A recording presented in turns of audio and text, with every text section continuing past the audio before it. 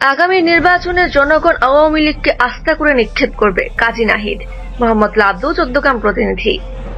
জাতীয় পার্টির প্রেসিডিয়াম সদস্য কাজী মোহাম্মদ নাহিদ বলেছেন, আমরা চাচ্ছি এই নির্বাচনে জনগণ আওয়ামী লীগকে আস্থা করে নিক্ষেপ করবে। আমরা যারা জোটগতভাবে আন্দোলন করছি, আগামী দিনে জননেতা তারেক রহমানের নেতৃত্বে যে পার্লামেন্ট হবে সেখানে ঐক্যবদ্ধভাবে কাজ করব। তিনি মঙ্গলবার বিকেলে চৌদ্দগ্রাম উপজেলা জাতীয় পার্টি আয়োজিত ইফতার মাহফিলে প্রধান অতিথির বক্তব্যে এসব কথা বলেন।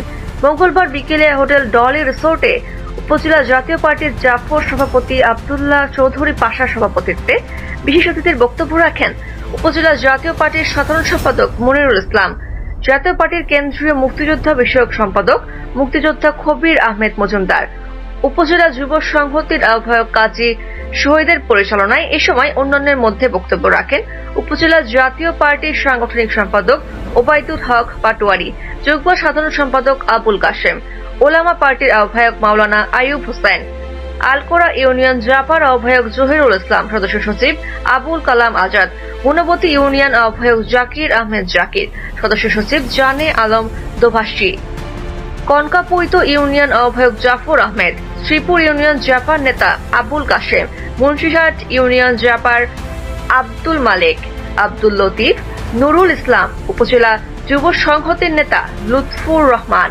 লিয়াকত আলী, জিসান আহমেদ, পাভেল মজুমদার, উপজেলা জাতীয় ছাত্র সমাজের নেতা মোবারক হোসেন, মিজানুর রহমান, ইকবাল হোসেন সহ উপজেলার বিভিন্ন ইউনিয়ন ও ওয়ার্ড থেকে আগত জাতীয় পার্টি এবং অঙ্গ সহযোগী সংগঠনের নেতৃবৃন্দ।